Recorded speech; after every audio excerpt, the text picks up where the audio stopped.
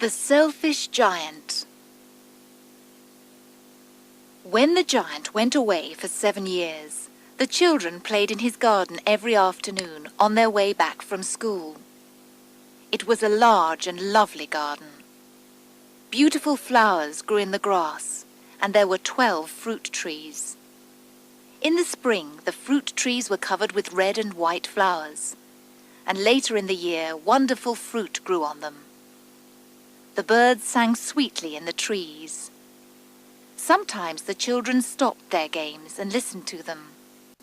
"We are so happy here," they said. Then one day the giant came back. He saw the children playing in his garden. "What are you doing here?" he shouted in a very loud voice. The children ran away. "My garden is my garden," said the giant. "No one can play in it, only me."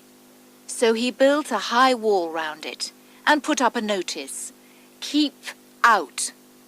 He was a very selfish giant. So the children had nowhere to play.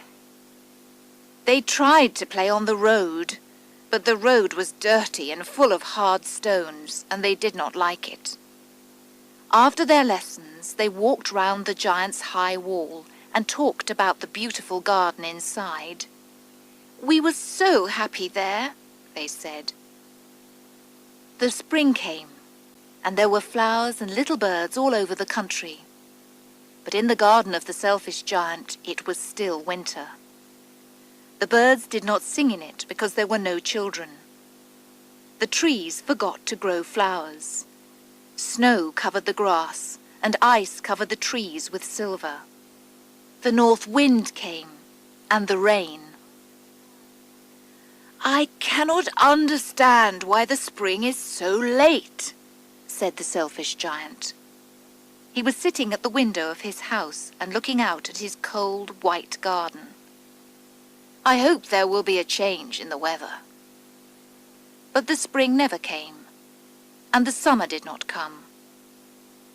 When there was golden fruit in every other garden, there was no fruit in the giant's garden. It was always winter there, with the north wind and snow and ice and rain. The giant was lying in bed one morning when he heard some beautiful music. A little bird was singing outside his window. It was the first bird song in the garden for a very long time, and it seemed to him the most beautiful music in the world. Then the north wind and the rain stopped. "I believe that spring has come at last," said the giant. He jumped out of bed and looked out. His garden was full of children.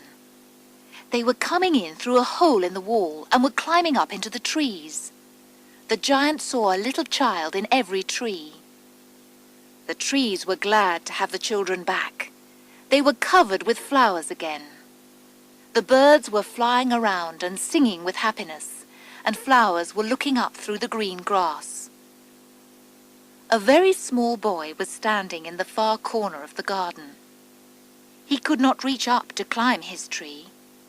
He was walking round it and crying. That tree was still covered with ice and snow. "I have been very selfish," said the giant. "Now I know why the spring did not come here. I will put the little boy into the tree. Then I will pull down the wall, and my garden will be a children's playground forever." He was really sorry about his unkindness. So he went down, opened the door very quietly, and went out into the garden. But when the children saw him, they were afraid. All the children ran away except the little boy. His eyes were full of tears, and he did not see the giant. The giant came quietly behind him. He took the little boy carefully in his hand and put him up into the tree. Then the tree was suddenly covered with flowers, and the birds came and sang in it. The little boy put his arms round the giant's neck and kissed him. The other children saw that the giant was not bad and selfish now. They came running back. "It is your garden now, little children," said the giant, and he pulled down the wall. When people walked along the road to the town, they could see into the garden. They saw the giant playing with the children. "That is a beautiful garden," they said. The children played all day. In the evening they came to the giant to say goodbye to him. "But where is your little friend?" he said. "Where is the little boy that I put into the tree?" The giant loved him best because the little boy kissed him. "We do not know," answered the children. "He has gone away." "You must tell him to come tomorrow. He must come tomorrow." But the children said, "We do not know where he lives. We only met him today." The giant felt very sad. Every afternoon after school, the children came and played with the giant. But the giant's favourite little boy did not come back again. The giant was very kind to the other children, but he wanted to see his first little friend. "I would really like to see him," he thought. Years passed, and the giant became very old and weak. He could not play in the garden now, so he sat in a big chair and watched the children's games and looked at his garden. "I have many beautiful flowers," he said, "but the most beautiful flowers are the children." One morning, when he was dressing himself, he looked out of the window. It was winter, but he did not hate the winter now. The spring was only sleeping, and the flowers were only resting. He waited happily for them to come again. Suddenly he opened his eyes wide. He looked and looked again. Something wonderful was happening.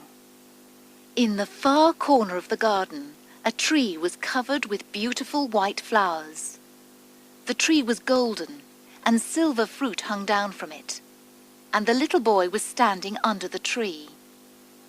The giant ran out into the garden, and he hurried across the grass to the child.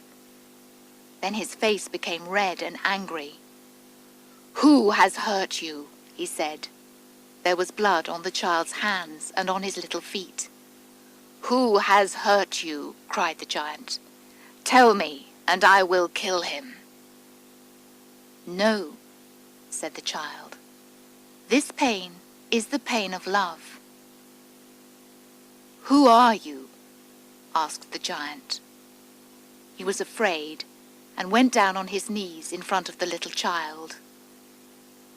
"You help me to play in your garden," said the child. "Today you will come with me to my garden in the sky." That afternoon the children came into the garden. They found the giant lying dead under the tree. He was covered with white flowers. The Selfish Giant.